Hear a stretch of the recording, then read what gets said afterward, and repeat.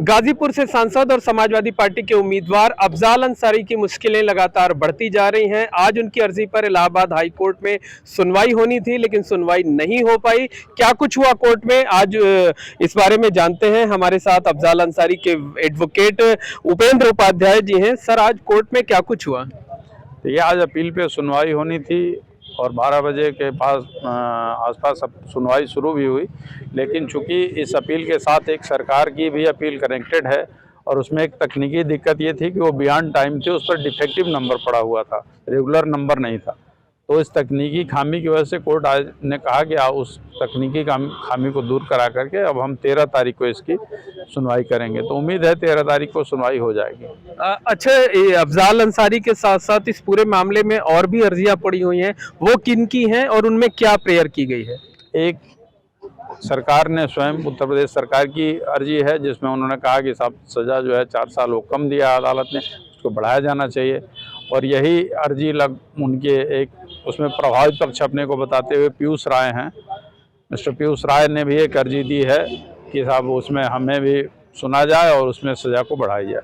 तो तीनों अर्जियों पर एक साथ ही सुनवाई होगी 13 तारीख को। अच्छा, आप लोगों की जो अपील है, उस अपील में क्या कुछ प्रेयर की गई है? हमारी अपील का ये है प्रेयर कि वो जो हमें सज़ा दी गई है 4 साल की, उसको पूर्णतः निरस्त करके हमें दोष मुक्त किया जाए। किसी तरीके से हमारे ऊपर कोई अपराध बनता नहीं है।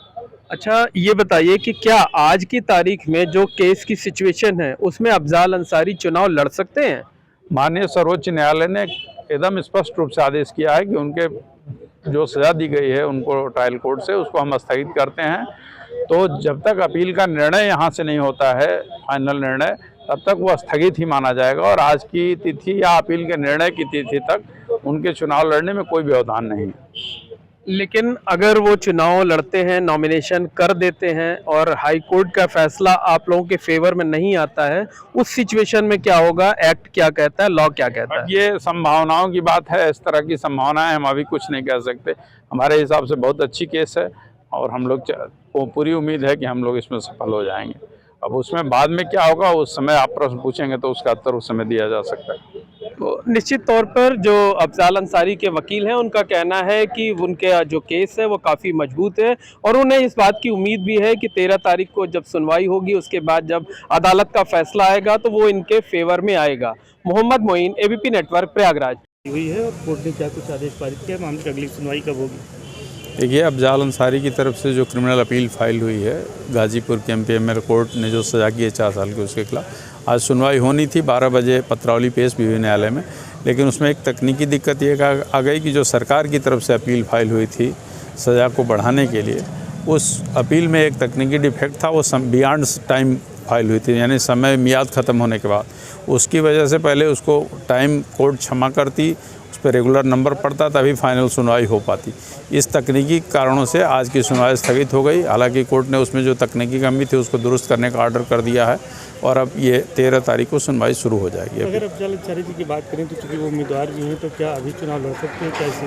आज की तारीख में उन्हें चुनाव लड़ने पर कोई भी प्रतिबंध नहीं है। माननीय सर्वोच्च न्यायालय ने उनके सज़ा को स्थगित कर रखा है अपील के निर्णय होने तक।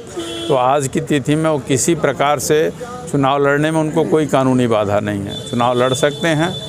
ये ज़रूर है कि अपील का निर्णय जो है वो अंतिम रूप से ही मान्य होगा। मामला था और आज किस तरह से मामले में सुनवाई हुई है और क्या क्या कहा है कोर्ट ने, क्या कुछ, और अगली सुनवाई कब होगी और क्या इसके बाद अफजाल अंसारी चुनाव लड़ सकेंगे? देखिए, as per today's concern is, आज अफजाल अंसारी की अपील लगी थी जिसमें उनको 4 साल की सज़ा हुई है। हम विक्टिम स्वर्गीय कृष्णानंद राय की फैमिली को रिप्रेजेंट कर रहे हैं। यहाँ पीयूष राय जी ने हमें इंगेज किया इसमें। तो आज गवर्नमेंट की भी एक अपील थी सज़ा बढ़ाने के लिए और हमारी तरफ से भी एक रिवीज़न फाइल हुआ था जिसमें सज़ा बढ़ाने की बात हो रही थी। क्योंकि इस केस में को एक्यूज़ जो था मुख्तार अहमद अंसारी, उसको 10 साल की सज़ा हुई थी। चूँकि एक कॉमन गैंग चार्ट बना था, उसको 10 साल की सज़ा थी, तो हमारी ये मांग थी कि अफजाल अंसारी को भी सज़ा जो है 10 साल की जाए। तो आज गवर्नमेंट की जो अपील थी वो आई थी। कोर्ट ने, चूँकि वो डिफेक्टिव थी, कोर्ट ने कहा कि इसका मैं एक रेगुलर नंबर अलॉट कर दे रहा हूँ और उन्होंने फिर 13th की डेट लगाई है। क्योंकि पहले हम लोगों ने रिवीज़न किया हुआ था सज़ा बढ़ाने के लिए और यूपी गवर्नमेंट भी उसी चीज़ को लेके आई है कि इनकी सज़ा जो है वो 4 साल से बढ़ा के 10 साल की जाए, क्योंकि गैंग चार्ट कॉमन है, गिरोह एक कॉमन है, पूरे गिरोह की जो एक्टिविटीज़ हैं वो कॉमन है।